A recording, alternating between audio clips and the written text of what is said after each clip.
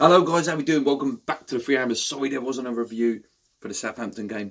But this is Southampton and Burnley sort of matched in together. Obviously, over the Christmas period, it's very busy. You've got to go and see the in-laws.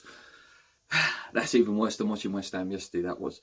Anyway, so little touch on the Southampton game. Obviously, 1-0 down, but a fantastic comeback to win 2-1. Great goals from Felipe Anderson and a great performance all round in the second half. Some of the best football we've played all year. The equalising goal, absolute cracker. The power that he put in that. And obviously the winning goal, it reminded me of Michael Owen a little bit. Argentina game, obviously he didn't take on the players, but the finish was very very similar to Michael Owen, the way he sort of cut across and then pinged it in the top corner. That's enough on the Southampton game. That's been and gone. Obviously yesterday, oh dear, the Burnley game, that was awful. I've seen it on Twitter quite a lot. I'm not going to turn this into a negative show because, we've come off a really fantastic run and there's definitely signs of us turning around as a team. We started with the same team against Southampton, apart from Arnie came in and Noble and Obiang switched. We just didn't get going at all in that game. We had the first chance of the game with Ogbonna with a header off the line, but apart from that, it was so poor.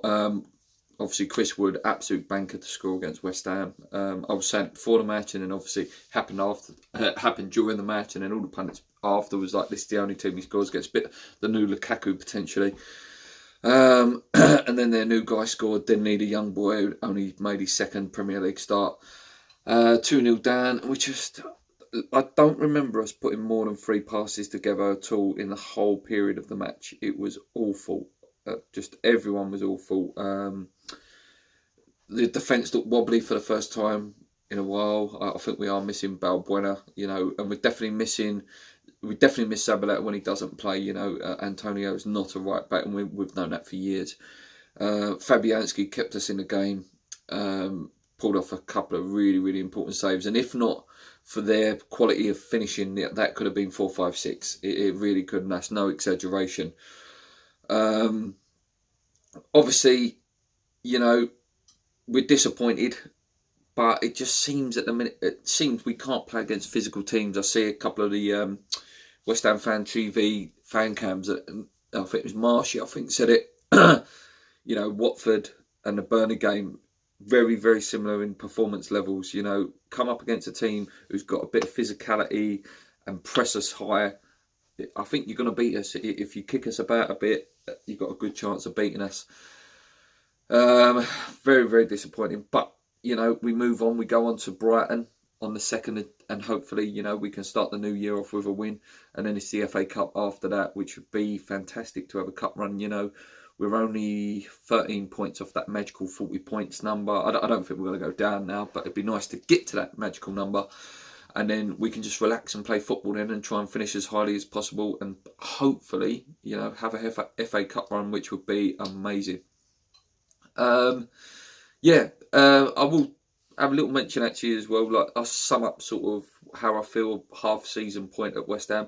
I'm happy, if Sky Sports, they give it a grade A to C sort of thing. At the moment, I think I'd give us between a B+ and an A-. Started off quite poorly in a transitional period into playing new football and stuff. And then we eventually, we started to progress. Players have started to perform. We've had a few injuries to key players like Yarmolenko's, which hasn't helped at all. And obviously Arnie was out for a little while. But, we did put together, we have won 5 in 7, which is fantastic. And pulled ourselves up. And the football's definitely better. People like Felipe Anderson are showing signs of what sort of player we can expect over the next year or two if he stays that long. So Manuel Pellegrini as well. You've got to give the guy sort of an A-, haven't you? He's done some fantastic work there, and I think keep backing him. If we finish quite highly, anything above 8th or anything above 9th really would be a fantastic season and shows progression. And then we can try and buy and reinvest. Bang another 100 million in. Also, I've not given my opinion on Declan Rice. Absolutely buzzing about that. Fully deserved. 30 grand. I know this is football world. Remember, guys, not real world. 30 grand in football terms for a player with a massive, massive future. And, you know, if he carries on progressing and playing the way he is, he's potentially worth, you know, and this is not just because my West Ham, my claret and blue glasses here, potentially worth £50 million. You know, if he plays for England straight away, your price gets bummed up. And, you know, it's quite a unique position that he's in, that he could play centre-back and central defensive mid. So, yeah, absolutely buzzing on that one.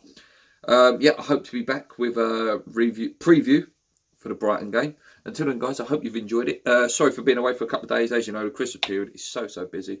Anyway, guys, come your ways, keep believing. Let's go.